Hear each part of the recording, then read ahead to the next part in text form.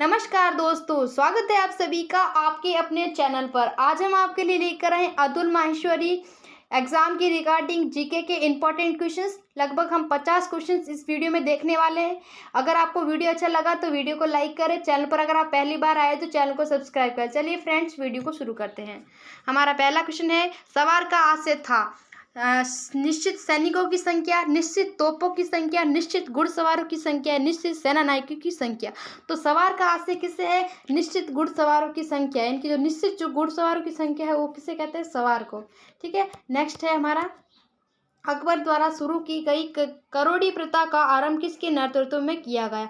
मुजफ्फर खान, एतमाद खान, टोडरमल या सियाबुद्दीन। तो इसका ऑप्शन नंबर बी हमारा राइट आंसर हो जाएगा। नेक्स्ट है, अकबर के भू राजस्व सुधारों की शुरुआत किसके शासनकाल में हुई थी? एतमाद खान, मुजफ्फर खान, सियाबुद्दीन अहमद या टोडरमल। तो इसका ऑप्शन नंबर ये हमारा राइट आंसर होगा। एतमाद खान के नेतृत्व में अकबर के भू राजस्व सुधारों की शुरुआत हुई थी। और जो टोडरमल था वो अकबर का क्या था? वित्त मंत्री। क्या था? वित्त मंत्री। नेक्स्ट है, टोडरमल अकबर का क्या था? रक्षा मंत्री, भू सुधार मंत्री, वित्त मंत्री या गृह मंत्री। ये तो सवाल अभी हमने बताया कि अकबर जो टोडरमल था वो अकबर का क्या था? वित्त मंत्री था। क्या था? वित्त मंत्री। ये टोडरमल वाला बहुत ज़्यादा सवाल रिपीट होता है कि जो टोडरमल था वो अकबर का क्या था? तो क्या था? वित्त मंत्री। किस चित्रकार ने मानव चित्र बनाने में ख्याति प्राप्त की? दशवंत, बसावन, केशव या महेश। तो इसका ऑप्शन नंबर बी हमारा राइट आंसर हो जाएगा। यानी कि जो बसावन थे उन्होंने मानव चित्रकार के लिए क्या क्या ख्याति प्राप्त की थी। नेक्स्ट है, पहला मुगल सम्राट जिसने प्रांतीय शासन का सूत्रपात किया था? अकबर, जहांगीर, शाहजहां या औरंगजेब। तो इसका ऑप्शन नंबर बी हमारा राइट आंसर हो जाएगा। यानी कि जहांगीर ने जो कौन सी प्रांतीय शासन व्यवस्था का सूत्रपात किया था? जहांगीर ने। नेक्स्ट है, अकबर का अंतिम अभियान कौन सा था? काबुल विजय, कश्मीर विजय, असीरगढ़ विजय या बंगाल विजय। तो इसका ऑप्शन नंबर सी हमारा राइट आंसर होगा। असीरगढ़ जो था वो अकबर का अंतिम अभियान था। नेक्स्ट है, दुर्गावती शासिका थी? गुजरात, खानदेश, अहमदनगर या गढ़कटका। तो इसका ऑप्शन नंबर डी हमारा राइट आंसर। दुर्गावती थी वो कहाँ? गढ़कटका की शासिका थी।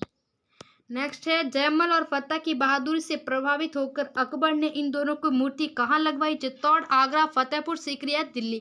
तो इसका ऑप्शन नंबर बी हमारा राइट आंसर हो जाएगा। इनकी आगरा। जयमल और फतेह, जयमल थे राजा और ये क्या थे? ये जब जिस समय अकबर ने चित्तौड़ पर आक्रमण किया था उस समय ये वहाँ चित्तौड़ में बहादुरी से लड़े थे और फिर वहाँ पर इनकी वीर गति को प्राप्त हो गया। तो अकबर इन दोनों की जो बहादुरी से प्रभाव होते हैं उसकी मूर्तियाँ कहाँ बनवाई थी? आगरा में उन दोनों की मूर्तियाँ बनवाई थी। कौन सा इतिहासकार अकबर का कटु आलोचक था? मुतामिद खान, शेख मुबारक, अबुल फजल या बदायूनी। तो ऐसा कौन सा इतिहासकार था जो अकबर का विरोधी था, कटु आलोचक था? तो ऑप्शन नंबर डी, यानी कि जो बदायूनी था वो अकबर का क्या? बाकी अबुल फजल तो ये इसका दरबारी इतिहासकार था। नेक्स्ट है, किसने विक्रमादित्य की उपाधि धारण की जो अंतिम हिंदू शासक था? ब्रह्मजीत, टोडरमल, हेमू या बैरम खान। तो इसका ऑप्शन नंबर हमारा राइट आंसर हो जाएगा। हेमू ऐसा हिंदू राजा था जिसने विक्रमादित्य की उपाधि धारण की थी।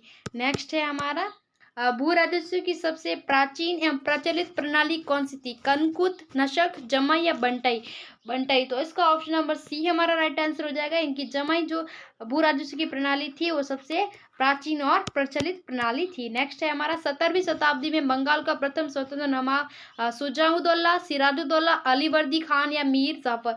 तो इसका ऑप्शन नंबर जो हमारा यानी कि अलीवर्दी खान है वो बंगाल का प्रथम स्वतंत्र नवाब था 17वीं शताब्दी के अंदर। नेक्स्ट है हमारा, किस शासक के दरबार में सर्वाधिक हिंदू पदाधिकारी थे? अकबर, शाहजहां, जहांगीर या औरंगजेब। तो इसका ऑप्शन नंबर हमारा राइट आंसर हो जाएगा। औरंगजेब के शासनकाल में सबसे ज्यादा हिंदू पदाधिकारी थे। मैं चित्रकारी और चित्रकार से गणना करने वाले लोगों को नफरत की दृष्टि से देखता हूँ। ये किसने कहा? अकबर, जहांगीर, शाहजहां या औरंगजेब। तो इसका option number B right answer हो जाएगा। जहांगीर ने क्या कहा? मैं चित्रकार और चित्रकार से जो गणना करते हैं उन लोगों से नफरत करता हूँ, मैं उस चित्र। नेक्स्ट है, अकबर द्वारा दिए गए सुधारों में सर्वप्रथम कौन सा था? सत्य प्रथा की समाप्ति, दास प्रथा की समाप्ति, तीर्थ यात्रा कर समाप्ति या जजिया कर। तो इसका ऑप्शन नंबर बी हमारा राइट आंसर हो जाएगा। सर्वप्रथम अकबर ने दास प्रथा को समाप्त किया था। किसको? दास प्रथा को।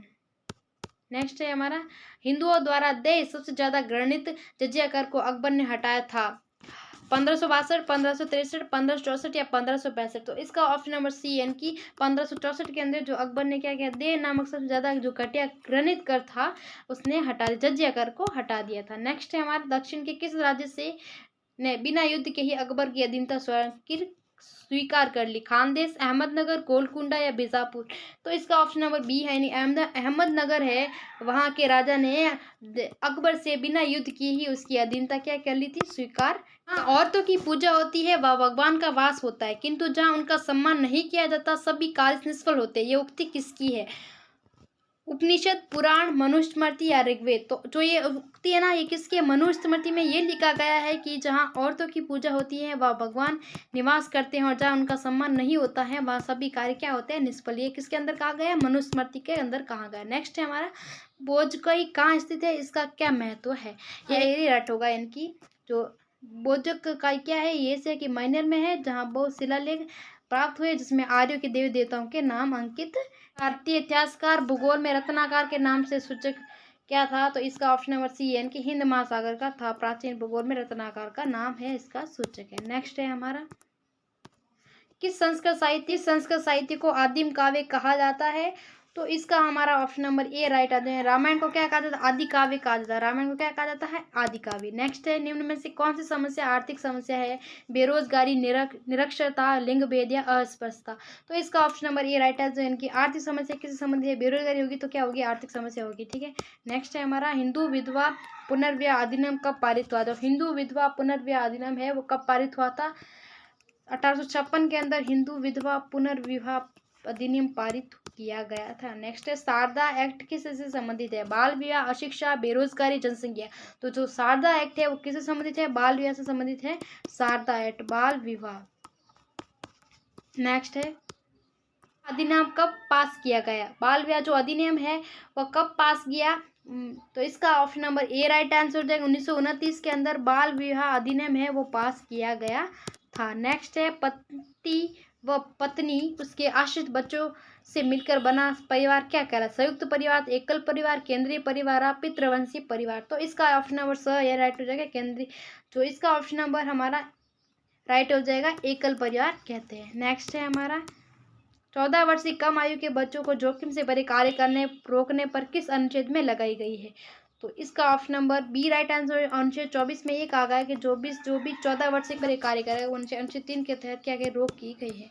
समाज उन व्यक्तियों या समूह है जो अंत क्रिया द्वारा संबंधित है। ये वाक्य किसने कहा था? इसका option number B right answer है। जॉन सीमेल ने ये कहा था कि समाज उन व्यक्तियों का समूह है जो अंत क्रिया द्वारा संबंधित है। नेक्स्ट है हमारा कौन सी विशेषता समाज की नहीं? समाज अमूर्त है, समाज में समानता और विभिन्नता होती है, समाज केवल मनुष्य तक सीमित नहीं है, उपरोक्त सभी। तो इसका ऑप्शन नंबर डी हमारा राइट आंसर। इनकी समाज की तीनों विशेषता है। समाज अमूर्त भी है, समाज में समानता और विभिन्नता होती है, समाज के केवल मनुष्य तक ही सीमित नहीं है। नेक्स्ट है संयुक्त परिवार की विशेषता नहीं है। बड़ा परिवार सामान्य निवास स्थान, स्थायित्व या माता पिता उनके संतानों का होना। तो इसका ऑप्शन नंबर डी हमारा राइट आंसर हो जाएगा। ये इसकी विशेषता नहीं है। बाकी तीनों स्थायित्व भी होता है, सामान्य निवास भी होता है, बड़ा आकार भी होता है, लेकिन माता पिता उनके बच्चों और संतानों का जो होता है वो क्या एकल परिवार होता है। नेक्स्ट है हमारा दहेज निरोधक जो अधिनियम है वो कब पास किया गया? दहेज निरोधक जो अधिनियम है वो हमारे 1961 के अंदर पारित किया गया था, दहेज निरोधक अधिनियम। नेक्स्ट है विधवा पुनर्विवाह के क्षेत्र में सबसे महत्वपूर्ण कार्य किसने किया? राजा राम मोहन राय, दयानंद सरस्वती, ईश्वरचंद्र विद्यासागर या विवेकानंद। तो इसका ऑप्शन नंबर स राइट हो जाए। ईश्वरचंद्र विद्यासागर ने विधवा पुनर्विवाह के लिए महत्वपूर्ण कार्य किए था। मेगस्थनीज के हेरक्लिस देवता का भारतीय नाम? कृष्ण, शिव, विष्णु या रुद्र। तो इसका ऑप्शन नंबर हमारा राइट हो जाएगा option number A Krishna. Megasthenes के जो हेरक्लिस देवता थे वो हिंदू देवता थे, क्या नाम था? कृष्ण। नेक्स्ट है हमारा देई कहाँ स्थित है? जो रोमन देई है वो कहाँ स्थित है? इसका ऑप्शन नंबर हमारा राइट हो जाएगा ऑप्शन नंबर ए की नेपाल के अंदर। कहाँ स्थित है? नेपाल के अंदर। नेक्स्ट है हमारा खरोष्ठी लिपि किस से हुई? खरोष्ठी लिपि की उत्पत्ति किससे हुई? चित्रकारी, किलाक्षर लिपि, अरमाइक या ब्राह्मी। तो इसका ऑप्शन नंबर हमारा राइट हो जाएगा ऑप्शन नंबर ए की चित्र से खरोष्ठी लिपि की उत्पत्ति हुई है। नेक्स्ट है हमारा चंद्रगुप्त द्वितीय के शासन का काल का प्रथम लेखक क्या है? तो चंद्रगुप्त द्वितीय के जो शासन काल प्रथम काल कौन सा है? इसका ऑप्शन नंबर बी राइट है, जो यानी मथुरा स्तंभ लेख इसका राइट आंसर हो जाएगा। नेक्स्ट है, चंद्रगुप्त द्वितीय के शासनकाल की सबसे महत्वपूर्ण घटना क्या थी? तो इसका ऑप्शन नंबर स हमारा राइट है, जो शक विजय थी चंद्रगुप्त द्वितीय की शासनकाल की सबसे महत्वपूर्ण घटना घटी थी। नेक्स्ट है, हिंदू विधा को सर्वप्रथम संहिताबंध किसने किया था? हिंदू विधा को, तो इसका option number A right answer, Manu ने सबसे पहले हिंदू विधा को संहिताबंध किया था। नेक्स्ट है, गुप्त काल का सबसे प्रसिद्ध ज्योतिषी या खगोल शास्त्री कौन था? गुप्त काल का सबसे प्रसिद्ध ज्योतिषी और खगोल शास्त्री कौन था?